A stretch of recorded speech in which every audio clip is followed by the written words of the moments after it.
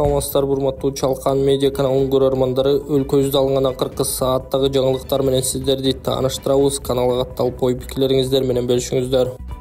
Камчыбек Ташиев Кыргыз футбол союзунун президенттигине талапкер катары көрсөтүлдү. Улуттук коопсуздук мамлекеттик комитетинин төрагасы Камчыбек Ташиев Кыргыз футбол союзунун президенттигине талапкер катары көрсөтүлдү. Бул тууралуу Кыргыз футбол союзунан билдиришти. Маалыматка ылайык, бир күн мурун шайлоо комитетинин жыйыны болуп, анда Кыргыз футбол союзунун президенти, биринчи вице-президенти жана аткаруу комитетинин мүчөлүгүнө болгон шайлануучу кызмат орундарына талапкерлердин баштапкы тизмеси каралып бекитилди. Белгилей кетсек, талапкерлик үчүн арыздар 5 февралга кабыл алынган. Кыргыз футбол союзунун шайлоо кодексине ылайык, Кыргыз футбол союзунун бир мүчөсүнөн ар бир бош кызмат ордуна бирден талапкер көрсөтүлөт. Кыргыз футболдук союзунун президенттик кызматына бир гана талапкер Ташиев Камчыбек Кыдыршаевич көрсөтүлдү. Аталган талапкерди Талант футболдук клубу сунуштады. Кыргыз футбол союзунун биринчи вице-президенти жана аткаруу комитетинин мүчөлүгүнө болгон шайлануучу кызмат орундарына көрсөтүлгөн талапкерлер менен бул шилтеме менен таанышсаңыздар болот. Белгилей кетсек, 19 февраль күнү Новотель отелинин жыйындар залында Кыргыз футбол союзунун 2024-жылкы кезексиз конгресси орун алып, анын жүрүшүндө жетекчиликтин жаңы курамы шайланат.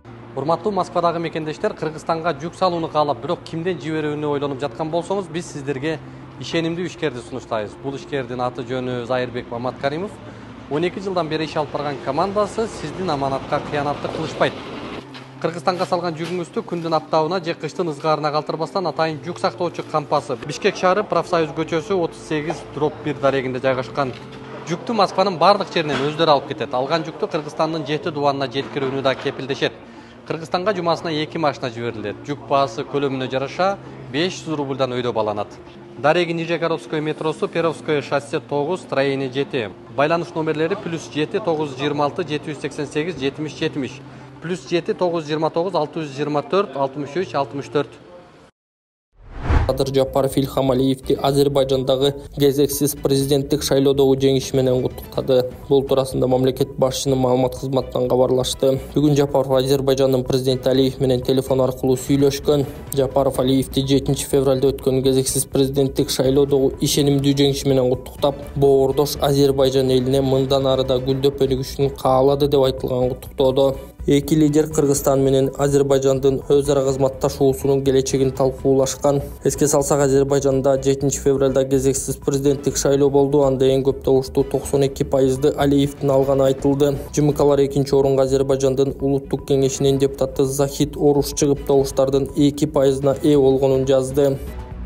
Жыргалаңда лыжа тээп жүргөн франциялык жаран кар көчкү алдында калып көз жумду. Ысык көл облусунун Ак Суу районуна караштуу Жыргалаң айылында тоодо чет элдик жарандын сөөгү табылды. Бул тууралуу Өзгөчө Кырдаал министрлигинин маалымат кызматы кабарлады. Билдирмеге караганда 53 жаштагы чет өлкөлүк киши 5 февралда тоого лыжа тепкени кеткен боюнча дайынсыз болуп жаткан.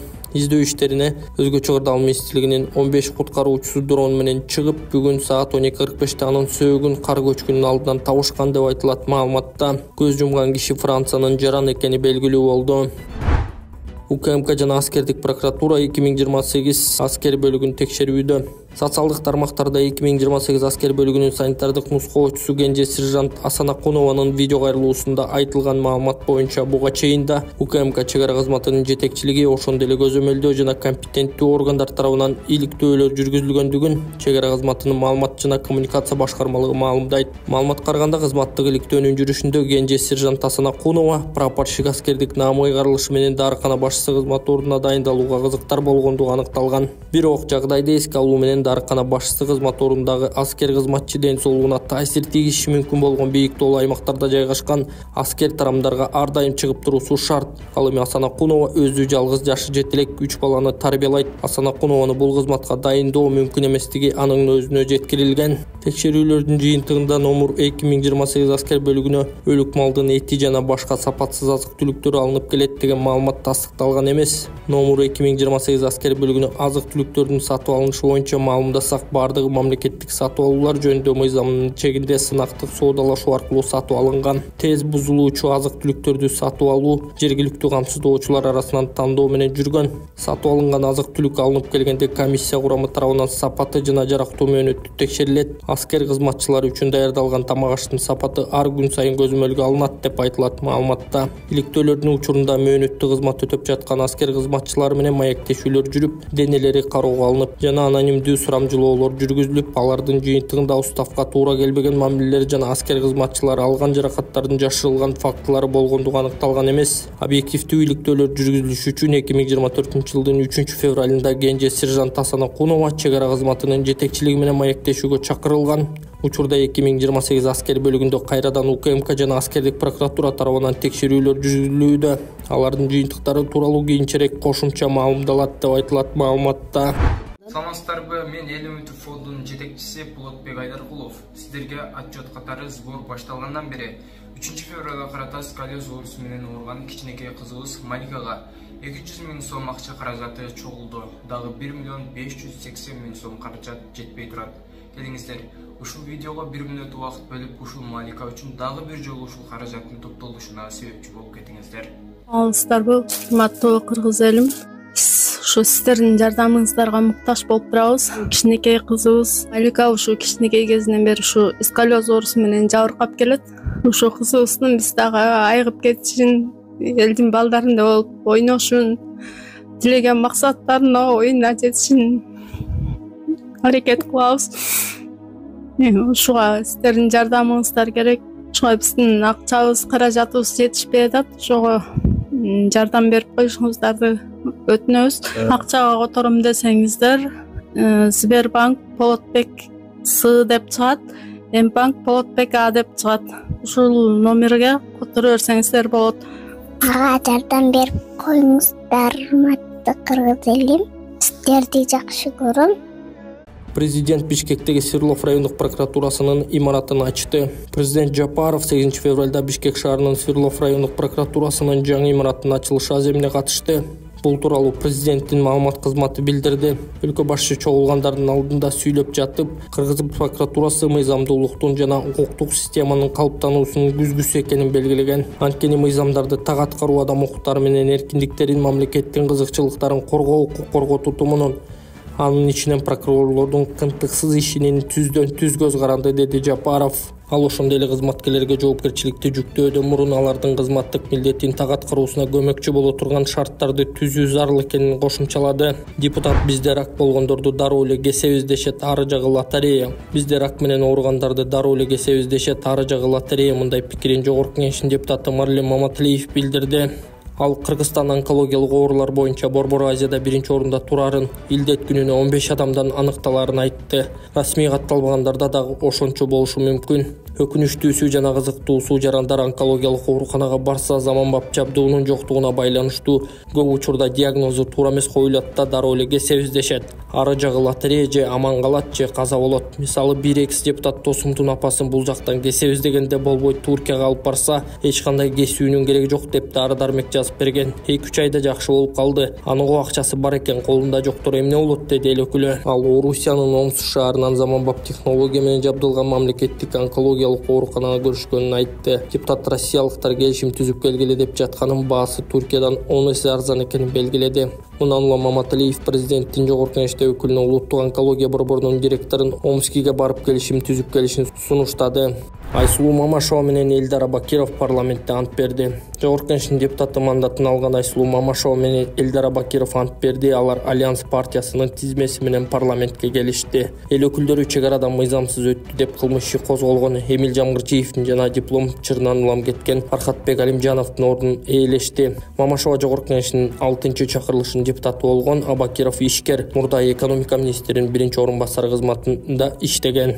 Акылбек Жапаров расмий сапар менен Туркияга барат. Министрлер кабинетинин төрагасы Акылбек Жапаров 8-10 февралда Туркия Республикасынын Анкара шаарына расмий сапар менен барат. Бул тууралуу өкмөттүн маалымат кызматы кабарлады.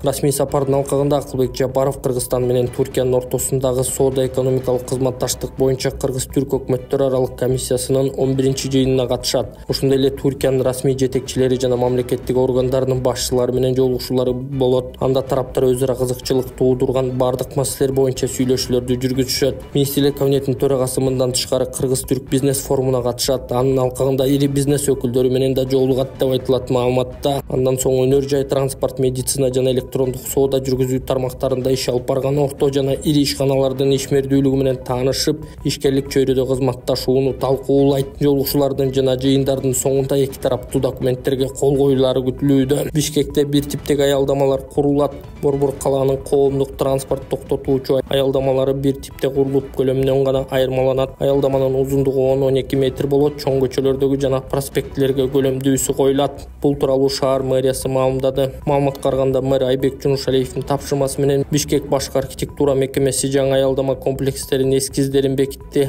Ага ылайык Борбор калаадагы аялдамалардын баары бир типте болот. Мурдараак айрым аялдамаларды пилоттук түрдө долбоорго ылайыкташтырып, реконструкциялоо иштери жүргөн. Шаардыктардын жана шаар конокторунун ыңгайлуулугу үчүн аялдамалар кышкысын жылытуучу, жайкысын салкындатуучу кондиционерлер менен жабдылат. Ошондой эле анда коомдук транспорттун каттамы чийилген маалыматтык тактай орнотулат. Бардык аялдамалар акысыз интернет таратуучу Wi-Fi менен камсыздалат деп билдирди мэриянын басма сөз кызматы. Бекитилген долбоор боюнча аялдама курууга кызыккандар мэриянын муниципалдык мүлк департаментине кайрылса болору кошумчаланды. Бишкектеги аялдамалар талапка жооп бербесин, коомдугуна күтүп турган адамдар жаан-чачынды ысык суукта баш калкалоого мүмкүн эместигине буга чейин сындар айтылып келген.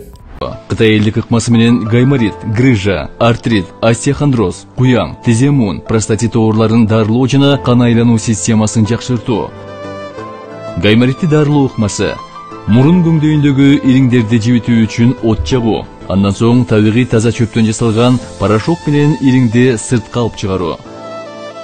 Грыжа, остеохондроз, тизе муун жана суук тийген ооруларды дарылоо ыкмасы. Ооруган жерге гандин же жөнөкөй тил менен айтканда дары чөптөргө сугарылган таякчалар менен массаж жасоо.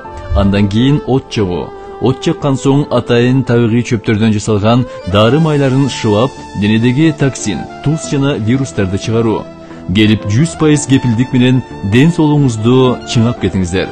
Кененирээк Чүйдө 1 жылда 529 жолу жол эрежесин бузган айдоочу аныкталды. Чүй облустук милициясы боюнча жол кыймылынын коопсуздугун камсыздоо башкы башкармалыгынын басма сөз кызматы 2023-жылы коопсуз шаар долбоорунун камераларына 529 жол эрежесин бузуп түшкөн автоунаанын айдоочусу аныкталганын билдирди. Мекеменин маалыматына ылайык 8 февралда Сосновка өткөрмө постуна Mercedes-Benz үлгүсүндөгү машина токтотулуп текшерилгенде айдоочунун 694.800 сомдук айыппулу аныкталган. Автоунаа убактылуу айып короо жайына токтотулду. Кыргызстанда жол кыймылын көзөмөлдөө үчүн коопсуз шаар долбоору 2019-жылы иштей баштаган. Ага ылайык Бишкек-Ош автожолдорунун боюна камералар орнотулган. Долбоорду орусиялык Vega концерни ишке ашырган. Коопсуз шаар 2 долбоорун уткан Shenzhen Sunwin Intelligent кытайлык компаниясы 7 облус, 2 чоң шаар, 15 кичи шаар жана 73 калк жашаган аймакка видео көзөмөл коюп, жалпысынан 306 аппарат орнотушу керек болчу. Бул долбоор пландалган мөөнөтүндө ишке ашпай калгандыктан санарип өнүктүрүү министри Shenzhen Sunwin Intelligent компаниясын былтыр сотко берген.